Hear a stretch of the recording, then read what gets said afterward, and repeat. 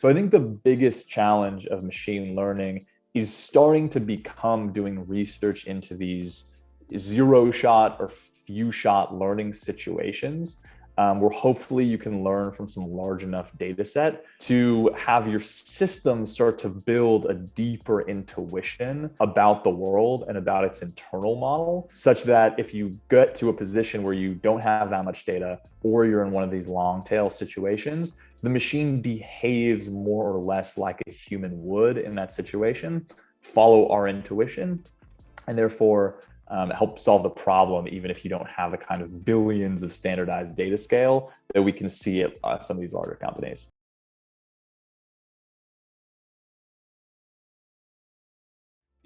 In many places, data is actually captured in locally. So we have like various data sources siloed in different plants, and that sometimes poses a problem of bringing the data, because the same data can exist in 10 different systems in 10 different plants, right? So that's, I would say, one big challenge. Right now, what we are trying to do is bring all that data to our cloud data lake and map it to a consistent schema, so we can actually build our AI and machine learning models on that data.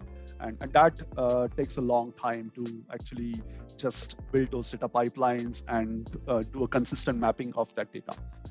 Especially when you have 600 plus sensors that are capturing data every 10 milliseconds, it's a lot of data that we need to do mapping for and store.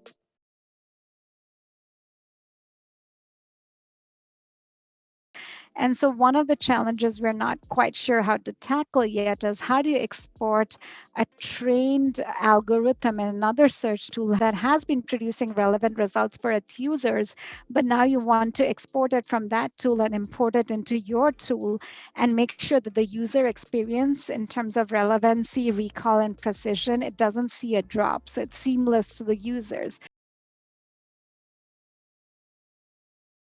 Some of the challenges that can pop up whenever we go to production is exactly what Scott spoke to. The idea that you don't want to prematurely optimize for performance, even over-engineer these solutions as their experiments. But then whenever we go to take them to production, we do have to start to consider the performance impacts and the question of, the feasibility of pulling data from across the platform. And so that's, and one of the interesting things is in this relationship is making sure we're talking early and often throughout the entire life cycle.